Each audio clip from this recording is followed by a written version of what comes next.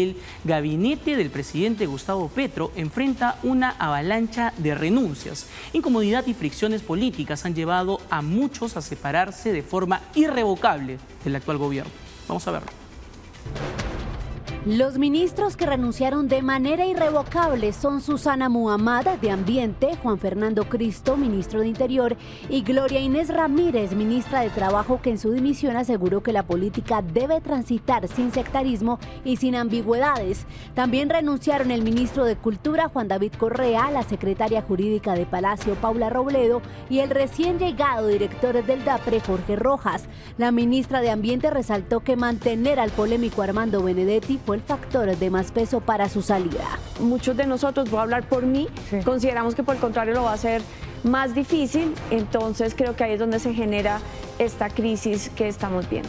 Otros son los ministros que se irían, que han presentado su renuncia protocolaria, pero que además dejarían el cargo por aspiraciones electorales para no inhabilitarse, pero también por cuestionamientos del presidente Petro por su baja ejecución. Allí están Francia Márquez, que solo dejaría el cargo de ministra de Igualdad y permanecería en la vicepresidencia, dignidad alcanzada por elección popular. Alexander López saldría de Planeación Nacional, Gustavo Bolívar de Prosperidad Social, Andrés Camacho saldría del Ministerio de Minas, Daniel Rojas de la cartera de Educación, Iván Velázquez de la de Defensa y Carlos Carrillo dejaría la Dirección de Gestión del Riesgo. Y el grupo final está conformado por los que no se irían, encabezado por los dos funcionarios que generaron la fractura que terminó en rebelión durante el Consejo de Ministros, el cuestionado jefe de gabinete Armando Benedetti y la canciller Laura Sarabia. También permanecerían los ministros de Hacienda, de Salud, Agricultura, Justicia, Comercio, Vivienda, Ciencia, del Deporte y el comisionado de Paz, Oti Patiño.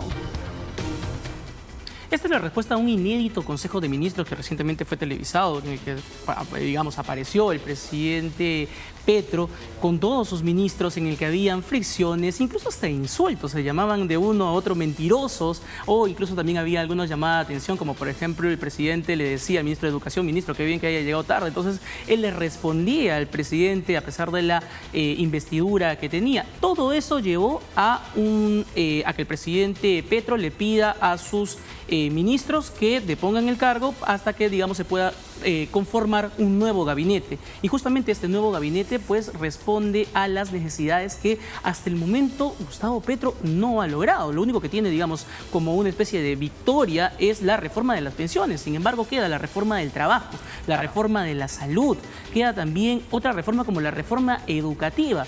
Esto no sería menester si es que no hubieran elecciones el próximo año, donde la izquierda llega debilitada a esas elecciones. Ese pacto histórico, que es la alianza entre partidos de izquierda que está en el gobierno, que incluso está en el Congreso, podría llegar muy debilitada, planteando otra propuesta política para 2026 y, digamos, dejando de paso o a un lado lo que fue la propuesta política de Gustavo Petro.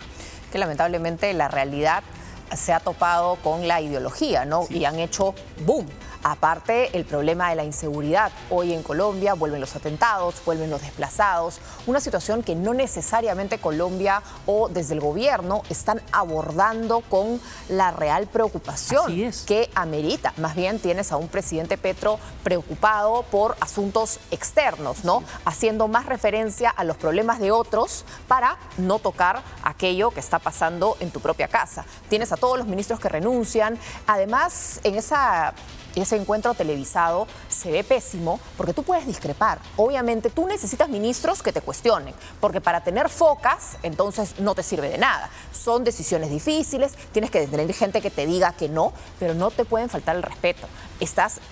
Un presidente encarna a la nación y si tú no puedes respetar esa figura, entonces no tienes nada que hacer ahí. Eso lo ha dejado muy mal parado frente a una ciudadanía que ya lo cuestionaba por muchas cosas. Así es, pero también ha cambiado el foco de la atención sobre los problemas, como tú dices, que son cada vez más fuertes en Colombia, como por ejemplo la zona del Catatumbo, aquello que se está enfrentando en el nororiente de Colombia, donde ya hay cerca de 50.000 personas desplazadas justamente por el fracaso de los acuerdos o del acuerdo total de la paz. Esa paz total que había prometido Petro para este año no se ha logrado, y es justamente, entre otras razones, por la falta de liderazgo, por la falta de autoridad y por muchas cosas por las que Petro va a tener que responder a Colombia.